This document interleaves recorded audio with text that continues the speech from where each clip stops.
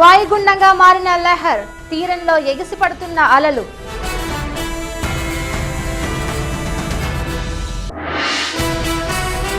జైపాల్ రెడ్డిని కలిసిన జేడీ శీలం, హైదరాబాద్ యూటీకి సహకరించాలని విజ్ఞప్తి. ఇన్స్పెక్టర్ల బదిలీలో విచారణకు అనుమతి, చిక్కుల్లో ఐపీఎస్ అధికారి తేజ్దీప్. తెహల్కా మేనేజింగ్ డైరెక్టర్ రాజీనామా, తేజ్పాల్ కు గోవా పోలీసుల సమన్లు.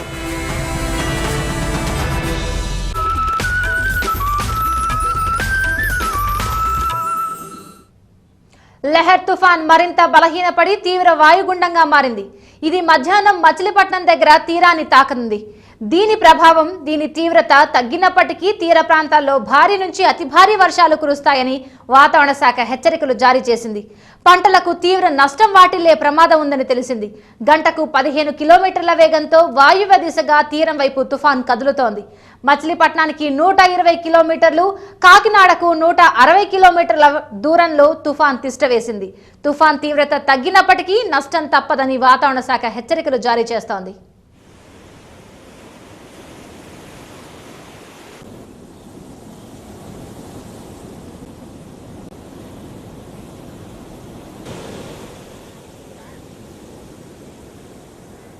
లహర్ ప్రభావం ఇప్పటికే మచిలీపట్నంపై కనబడుతోంది. వాతావరణం చల్లబడింది. వారం రోజులు తిరక్కముందే మరో తుఫాన్ ముంచెత్తుతూ ఉండడంతో మచిలీపట్నం వాసులు బెంబేలెత్తిపోతున్నారు. మచిలీపట్నం ఓడరేవుల్లో 7వ ప్రమాద హెచ్చరికలు జారీ చేశారు. కాకినాడలో 6, నిజాంపట్నంలో 5వ ప్రమాద హెచ్చరికలు జారీ చేశారు. కాకినాడలో ఇప్పటికే వర్షం కురుస్తోంది.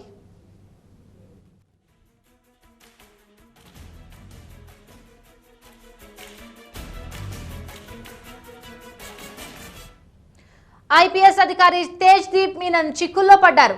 5 ఏళ్ల క్రితం నాటి అవినీతి భాగోతం ఒకటి ఆమెను నీడలా వెంటాడుతోంది. సీనియర్ ఐపీఎస్ అధికారినిగా, డీజీ ర్యాంక్ ఆఫీసర్గా దాదాపు 3 దశాబ్దాల సర్వీసున్న తేజ్దీప్ మీనన్ కు ఇది మింగుడు పడడే విషయం. 2008 నాటి అవినీతి కేసులో ఆమెపై అవినీతి ఆరోపణలు వచ్చాయి. వీటిపై విచారించడానికి అనుమతి ఇవ్వాలంటూ ఏసీబీ అధికారులు అప్పట్లోనే ప్రభుత్వానికి విజ్ఞప్తి చేశారు. దీనిపై స్పందించిన ప్రభుత్వం ఆమెను విచారించడానికి అనుమతిస్తూ ఆదేశాలు జారీ చేసింది. దీంతో ఏసీబీ అధికారులు రంగంలోకి దిగుతున్నారు. ఆమెను విచారించడానికి అవసరమైన అన్ని ఏర్పాట్లు చేసుకుంటున్నారు.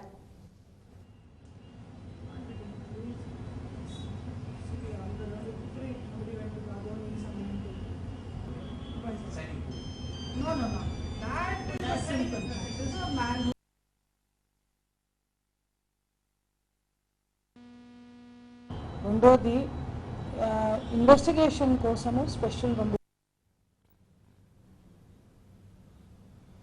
తెహల్కా మేనేజింగ్ ఎడిటర్ షోమా చౌదరి రాజీనామా చేశారు. లైంగిక వేధింపుల కేసు ఎదుర్కొంటున్న తెహల్కా వ్యవస్థాపకుడు తరుణ్ తేజ్పాల్ ను రక్షించే ప్రయత్నాలు చేస్తున్నారంటూ షోమా చౌదరిపై ఆరోపణలు వెల్లువెత్తుతున్నాయి. దీంతో ఆమె పదవికి రాజీనామా చేయక తప్పలేదు. అటు తేజ్పాల్ ఇవాళ పోలీసు విచారణ ఎదుర్కొనున్నారు. మధ్యాహ్నం 3 గంటలలోగా విచారణకు హాజరు కావాలంటూ తేజ్పాల్ కు గోవా పోలీసులు సమన్లు పంపారు. ప్రశ్నించిన తర్వాత ఆయన్ను అరెస్ట్ చేసే అవకాశం ఉంది. అయితే తేజ్పాల్ విచారణకు హాజరు కాకపోతే నాన్ బెయిలబుల్ వారెంట్ జారీ చేసే సూచనలు కనిపిస్తున్నాయి.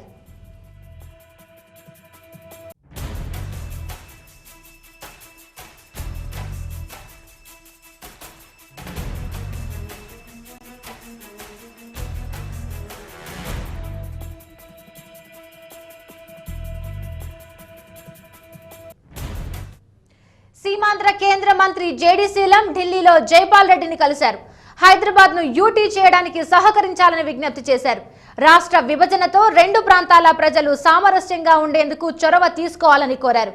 హైదరాబాద్ ను యూటీ చేయడానికి ఎట్టి పరిస్థితుల్లోనూ ఒప్పుకునేది లేదని జైపాల్ రెడ్డి ఇంతకు ముందే ప్రకటించారు. ఈ పరిస్థితుల్లో అంగీకరించాల్సిందిగా విజ్ఞప్తి చేయడం ప్రాధాన్యత సంతరించుకుంది.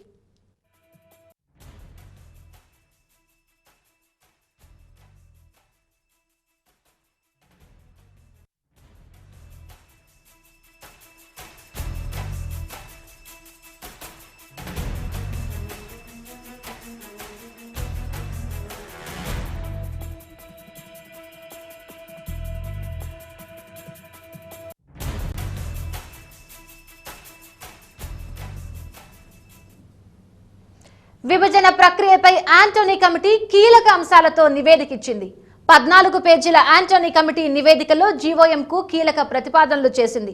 హైదరాబాద్లో సీమాంధ్రుల ఆస్తుల భద్రతకు సంబంధించి పలు అంశాలను పేర్కొంది. సీమాంధ్రుల ఆస్తుల స్వాధీనానికి పాత తేదీలతో తెలంగాణ గవర్నమెంట్ ఎలాంటి చట్టాలు తేకుండా చూడాలని కోరింది. రాష్ట్ర విభజన ప్రక్రియపై కాంగ్రెస్ అధిష్టానం నియమించిన యాంటోనీ కమిటీ కీలక సిఫార్సులు చేసింది. జీవోఎం నివేదికలో ఈ అంశాలకు అత్యంత ప్రాధాన్యతనిచ్చారు. 14 పేజీల యాంటోనీ కమిటీ నివేదికను టీవీ9 సంపాదించింది. హైదరాబాద్లో సీమాంధ్రుల ఆస్తులు, ఉద్యోగాల రక్షణకు ముఖ్యమైన సూచనలు ఇచ్చింది. సీమాంధ్రుల ఆస్తులను కొత్త తెలంగాణ సర్కార్ స్వాధీనం చేసుకోకుండా చట్టాలను తీసుకురావాలని సూచించింది. విద్య, వైద్య రంగాలను ప్రస్తావించిన యాంటోనీ కమిటీ ఈ రెండు వ్యవస్థల్లో ప్రస్తుత విధానాన్ని మరో 10 ఏళ్లు కొనసాగించాలని రికమెండ్ చేసింది. 2 ఏళ్లలో రిటైర్ అయ్యే ఉద్యోగులు ప్రస్తుతం కొనసాగుతున్న స్థానంలోనే పనిచేసే అవకాశం ఇవ్వాలని సూచించింది. నదీ జలాల పంపిణీలో శ్రీకృష్ణ కమిటీ చేసిన ప్రతిపాదనలను అమలు చేయాలని సూచించింది. పోలవరం ప్రాజెక్టుకు జాతీయ హోదా కల్పించి నిర్మాణానికి పూర్తి నిధులు కేంద్రమే ఇవ్వాలని యాంటోనీ కమిటీ సూచించింది. విశాఖతో పాటు కొత్త రాజధానికి సమీపంలో ఉన్న విమానాశ్రయాలకు అంతర్జాతీయ స్థాయిని కల్పించాలని సూచించింది. సీమాంధ్రలో పారిశ్రామిక పురోగతికి రాయితీలు ఇవ్వాలని యాంటోనీ కమిటీ సూచించింది. కొత్త రాజధాని నిర్మాణానికి కేంద్రమే నిధులు అందించాలని యాంటోనీ కమిటీ సూచించింది. హైదరాబాద్ శాంతి భద్రతలు, విద్య, ల్యాండ్ రెవెన్యూ, మున్సిపల్ అడ్మినిస్ట్రేషన్ బాధ్యతలను గవర్నర్కు అప్పగించాలని చెప్పింది యాంటోనీ కమిటీ. ఆంధ్రప్రదేశ్ విభజన అంశం ఇప్పుడు నీటి సమస్య వైపు మళ్లింది. విభజన జరిగితే నీటి యుద్ధాలు తప్పవంటూ సీఎం కిరణ్ పదే చెప్పడం వివాదానికి కారణమవుతోంది. సీమాంధ్రతో పాటు తెలంగాణలో కూడా రైతులు నష్టపోతారని చెబుతూ వచ్చిన సీఎం తాజాగా హైదరాబాద్ లో కూడా మంచినీటి సమస్య తప్పదని హెచ్చరిస్తున్నారు. అయితే సీఎం వాదనను తెలంగాణ మంత్రులు తోసిపుచ్చుతున్నారు.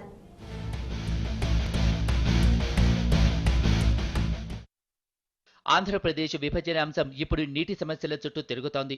విభజనపై ఏర్పాటైన కేంద్ర మంత్రుల బృందం బదులు రాష్ట్రంలోని 2 ప్రాంతాల నేతలు తమ వాదనలకే కట్టుబడి ఉంటున్నారు. తొలి నుంచి సమైక్య గళం వినిపిస్తున్న సీఎం కిరణ్ తాజాగా కొత్త పల్లవి అందుకున్నారు. రాష్ట్ర విభజన జరిగితే తెలంగాణ ప్రాంతంలోని 14 లక్షల ఎకరాలకు సాగునీరు ఉండదని చెబుతున్నారు. విభజన జరిగితే తెలంగాణ రాష్ట్రం ఎగువ రాష్ట్రంగా మారుతుందని, దీని కారణంగా మిగులు జలాల వినియోగంపై హక్కు కోల్పోవలసి ఉంటుందన్నది సీఎం వాదన. ఇదే సమయంలో హైదరాబాద్ లో కూడా నీటి సమస్య వస్తుందని సీఎం కిరణ్ హెచ్చరిస్తున్నారు. ఇప్పటికే నగరంలో కేటాయింపుల కంటే ఎక్కువ వినియోగిస్తున్నారన్నది సీఎం వేస్తున్న అంచనా. ప్రజలకు తెలియాలి, ప్రజలకు తెలంగాణ ప్రాంతం ఏర్పడితే ఎగువ ప్రాంతంలో ఉంటుందని తెలుసా? 11 లక్షల ఎకరాలకు తెలంగాణలో సాగు అయ్యేది పోతుందని తెలుసా? సీఎం ఇంత ఖచ్చితంగా చెబుతున్న నీటి లెక్కలను సహచర మంత్రులే ఖండిస్తున్నారు. సాక్షాత్తు నీటిపారుదల శాఖ మంత్రి సుదర్శన్ రెడ్డి సీఎం అంచనాలు సరికావని, విభజన జరిగితే ఏ ప్రాంతంలో కూడా నష్టం జరగదని చెప్పుకొస్తున్నారు. తెలంగాణ ఎండిపోతుంది అంటే నేను అనుకుంటున్నాను తెలంగాణ ఎట్టి పరిస్థితుల్లో ఎండది. తెలంగాణకు కావాల్సిన నీళ్ళ సౌకర్యాలు తెలంగాణకు ఉన్నాయి. తెలంగాణలో మైనర్ ఇరిగేషన్కు 19,75,000 ఆయకట్టు వచ్చే ప్రాజెక్ట్, మన ఆయకట్టుకు మనకు చెరువులు ఉన్నాయి. హైదరాబాద్ కు నీటి కేటాయింపులు కష్టమవుతాయని సీఎం చెప్పడంపై నగర మంత్రుల్లో కూడా భిన్నాభిప్రాయాలు వ్యక్తమవుతున్నాయి. దాదాపు 80 లక్షల మంది జనాభా ఉన్న నగరంలో తాగునీటికి ఎటువంటి ఇబ్బందులు ఉండవని స్పష్టం చేస్తున్నారు మంత్రులు. ఇప్పుడు ఏ ప్రభుత్వాలు వచ్చినా, ఏ రాష్ట్రం ఉన్నా ఆ రాష్ట్రానికి ఇవ్వాల్సినటువంటి కోటా మాత్రం ఒకటి అలొకేట్ చేస్తుండో అలొకేట్ ప్రకారంగా వస్తుంది. ఏ ప్రాంతానికి ఎంత ఇవ్వాలనేది ఇప్పటిదాకా డిసైడ్ కాలేదు. ఆంధ్రప్రదేశ్కి ఇంత అని వస్తుంది బచావత్ అవార్డు కమిటీ ద్వారా. ఇప్పుడు ఆంధ్రాకి ఎంత పోతుంది, సీమాంధ్రకి ఎంత పోతుంది, తెలంగాణకి ఎంత వస్తుంది, జంట నగరాలు. ఇది హైదరాబాద్ సిటీ ఇప్పటిదాకా క్యాపిటల్ సిటీగా ఉంది. ఒక రాబోయే రోజుల్లో ఇది ఈ 2 ప్రాంతాలు వేరు అయినప్పుడు అప్పుడు హైదరాబాద్కి ఏ ప్రియారిటీ ఇవ్వాలనేది ఆ ట్రిబ్యునల్ చూసుకుంటుంది, లేకుంటే కేంద్ర ప్రభుత్వం చూసుకుంటుంది. ఉద్యమంలో ప్రధాన పాత్ర పోషించిన ఉద్యోగ సంఘాల నేతలు మాత్రం సీఎం విభజన అడ్డుకునేందుకే పొంతనలేని లెక్కలు చెబుతున్నారని ఆక్షేపిస్తున్నారు. సీఎం లెక్కలు ఎలా ఉన్నా విభజన జరిగితే నదీ జలాల పంపిణీ, నీటి సమస్యలపై భవిష్యత్తు ఎలా ఉంటుందన్న దానిపై ఎవరికి వారు లెక్కలు తీస్తున్నారు.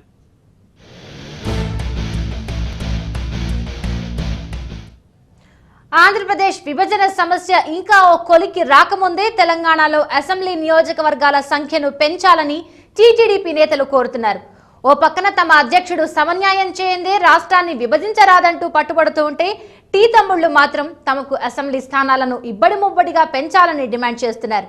రాష్ట్రం విడిపోయిన తర్వాత తెలంగాణ ప్రాంతంలో అసెంబ్లీ స్థానాల సంఖ్యను 200కు పెంచాలని దేశం తమ్ముళ్లు పట్టుబడుతున్నారు.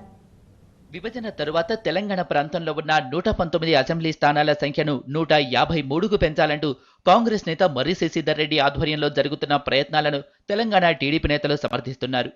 కొత్తగా ఏర్పడబోయే రాష్ట్రంలో రాజకీయ సుస్థిరత ఉండాలంటే అసెంబ్లీ స్థానాలను ఖచ్చితంగా పెంచాలనేది తెలంగాణ నేతల అభిప్రాయం. దీన్ని ప్రధానాంశంగా చేసుకుని జీవోఎంను కూడా కలిసి విజ్ఞప్తి చేశారు కాంగ్రెస్ నేతలు. ఇప్పుడు ఆ వాదనను టీడీపీ నేతలు నెత్తికెత్తుకున్నారు. తెలంగాణలో ప్రస్తుతం ఉన్న 119 స్థానాల సంఖ్యను 153కు పెంచాలన్నది టీ కాంగ్రెస్ నేతల డిమాండ్ అయితే ఆ సంఖ్యను ఏకంగా 200కు పెంచాలంటున్నారు టీ తమ్ముళ్లు. అసెంబ్లీ స్థానాలు తక్కువగా ఉన్న రాష్ట్రాల్లో రాజకీయ అనిశ్చిత పరిస్థితులు ఉత్పన్నమై సుస్థిర ప్రభుత్వాలు ఏర్పడలేకపోతున్నాయని, అందువల్ల స్థానాలు పెంచుకుంటే ప్రభుత్వాలు స్థిరంగా ఉంటాయన్నది తమ్ముళ్ల వాదన. విభజన బిల్లులోనే అసెంబ్లీ స్థానాల సంఖ్య పెంపు ప్రతిపాదనను కూడా పెట్టాలని టీడీపీ తెలంగాణ ప్రాంత నేతలు డిమాండ్ చేస్తున్నారు. సంఖ్య పెంచుకోవడం వల్ల సుస్థిరమైన పాలన, రాష్ట్రాన్ని ప్రగతి పదంలో నడుపుకోవడానికి వీలుంటుంది, రాజకీయ పొల్యూషన్ ఉండదు, తప్పకుండా సుస్థిర పాలన ఉంటుంది. ప్రజలు కూడా ఎవరికొకరికి మెజారిటీ ఇచ్చి అధికారంలోకి తెచ్చేటువంటి అవకాశం ఉంటుంది. తప్పకుండా ఈ బిల్లులో ఈ విషయాన్ని కూడా పరిగణలోకి తీసుకోవాల్సినటువంటి అవసరం ఉంది. ఇంకా రాష్ట్ర విభజన ప్రక్రియ పూర్తి కాకముందే తమ పార్టీకి చెందిన టీ నేతలు ఈ విధంగా అసెంబ్లీ నియోజకవర్గాల పెంపు ప్రతిపాదన తేవటం సీమాంధ్ర టీడీపీ నేతలకు రుచించడం లేదు. ఒక పక్క టీడీపీ అధ్యక్షుడు చంద్రబాబు సైతం విభజన ప్రక్రియ రాజ్యాంగ విరుద్ధంగా జరుగుతోందని ఆరోపిస్తూ సమన్యాయం చెయ్యనిదే విభజన విషయంలో ముందుకెళ్లటానికి వీల్లేదని డిమాండ్ చేస్తున్నారు. ఈ దశలో టీ నేతలు విభజన జరిగిపోయినట్లుగా మాట్లాడటం తమకు సీమాంధ్ర ప్రాంతంలో ఇబ్బందులు పెంచుతుందని ఆ ప్రాంత నేతలు ఆందోళన చెందుతున్నారు. అసలు విభజన ప్రక్రియను నిలిపేసి రాష్ట్రంలో ఉన్న 294 అసెంబ్లీ స్థానాలను 850 స్థానాలకు పెంచేస్తే అన్ని సమస్యలు పరిష్కారం అయిపోతాయి కదా అని చురకలు వేస్తున్నారు సీమాంధ్ర టీడీపీ నేతలు. మొత్తం ఆంధ్రాలో ఇప్పుడు ఉండే సీట్లని 800 చేయమనండి, మంచిది, ఇంకా బాగుంటుంది. ఎవరు కాదంటారు? మొత్తం 294 ఉన్నారు, 800 చేయమనండి. ఎవరొద్దన్నారు? లక్షకొక అసెంబ్లీ అంటే చేస్తే మంచిదే. విభజన విషయంలో కాంగ్రెస్ నేతలతో బహిరంగంగా టీడీపీ నేతలు స్వరం కలిపిన దాఖలా లేవు. అలాంటిది ఇప్పుడు రాష్ట్ర విభజన ప్రక్రియకు కేంద్రం పూనుకున్న నేపథ్యంలో తెలంగాణ ప్రాంత టీడీపీ ఎమ్మెల్యేలు, ముఖ్య నేతలు, కాంగ్రెస్ నేతలు తెరపైకి తెస్తున్న డిమాండ్లను సమర్థిస్తుండటం టీడీపీ శ్రేణులకు మింగుడు పట్టం లేదు. ఆంధ్రప్రదేశ్ అవతరణ ఒక వివాహం, సమైక్య రాష్ట్రం ఒక సంసారం, భర్త వేధింపులు, భార్య సాధింపులు, వీడలేమంటూ ఒకరు, విడిపోవాలంటూ మరొకరు పట్టుపడుతున్నారు. వివాదం విడాకులకు దారితీసేలా ఉంది. ఈ పరిస్థితిలో దశాబ్దాల పోరాటానికి దాంపత్య సూత్రం అన్వయించారు ఓ కేంద్ర మంత్రి. ఎవరా కేంద్ర మంత్రి? ఏమిటా సూత్రం? ఇప్పుడు చూద్దాం.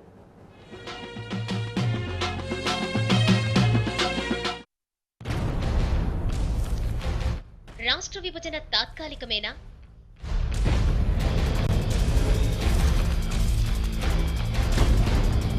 అన్ని అనుకూలిస్తే త్వరలోనే 2 ముక్కలయ్యే ఆంధ్రప్రదేశ్ 20 ఏళ్ల తర్వాత మళ్లీ ఒకటి కానుందా?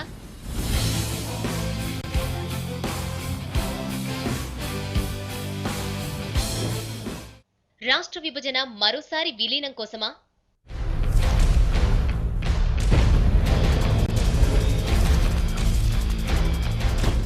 తెలంగాణ ప్రాంతానికి చెందిన ఓ కేంద్ర మంత్రి వ్యాఖ్యలతో ఇవే అనుమానాలు బలపడుతున్నాయి. ప్రత్యేక తెలంగాణ కోసం 5 దశాబ్దాలకు పైగా పోరాటం సాగుతోంది. తొలిదశ ఉద్యమంలో 400 మందికి పైగా ఆత్మార్పణ చేసుకున్నారు. మలిదశ పోరులో 1000 మందికి పైగా అమరులయ్యారు. ప్రత్యేక రాష్ట్ర కాంక్షతో ఉన్న ప్రజల భావోద్వేగాలను రాజకీయ నాయకులు రెచ్చగొట్టడం వల్లే వేలాది మంది బలవన్మరణాలకు పాల్పడ్డారు.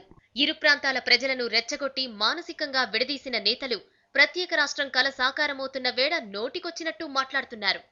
విడిపోయి ప్రత్యేక రాష్ట్రం ఏర్పాటు చేసుకుందాం, బాగుపడదాం, ఒకవేళ చెడిపోతే మళ్లీ కలిసిపోదామంటున్నారు కేంద్ర మంత్రి బలరాం నాయక్. తెలంగాణ విడిపోవడం ఖాయము, 2 రాష్ట్రాలు విడిపోవడం ఖాయము, అన్నదమ్ములు లెక్క కలిసి ఉందాం, మళ్ళా ఎప్పుడైనా మనకు అవసరం పడితే మళ్ళీ కలిసి ఉందామని చెప్దాం వాళ్ళకు. చూద్దాం, అప్పటికి గుద్దాం. 20 సంవత్సరాల తర్వాత మేము డెవలప్ కాకపోతే అప్పుడు వాళ్ళతో ఏమైనా ఉంటే తీసుకుందాం. సమైక్య రాష్ట్రం ఒక సంసారమని, తెలంగాణ భర్త అయితే సీమాంధ్ర భార్య అనే అర్థమొచ్చేలా మంత్రి మాట్లాడారు. వివాహం జరిగేటప్పుడు అన్నీ సవ్యంగానే ఉంటాయని, విడాకులప్పుడు వివాదాలు కామన్ అని అన్నారు. పెళ్లప్పుడు పెట్టిన మంగళసూత్రాలు గాజులు ఇచ్చేయాలని అడగడం సర్వసాధారణమని అంటున్నారు మన కేంద్ర మంత్రి. రాష్ట్రం విడిపోయేటప్పుడు వాళ్ళకు కూడా బాధలు ఉంటాయి. మనము జనరల్గా చెప్పకూడదు, అయినా చెప్తున్నాను. ఎంగేజ్మెంట్ చేసేటప్పుడు బాగా క్లోజ్గా ఉంటాం. విడిపోయేటప్పుడు పుస్తతాడు ఏమైంది, గొలుసు ఏమైంది, ఇవన్నీ ఉంటాయి. ఇవన్నీ ఏం జరిగేది కాదు, అవన్నీ అయిపోయినాయి. కాబట్టి 100% అయిపోయింది తెలంగాణ. బిల్లు పెట్టుడే.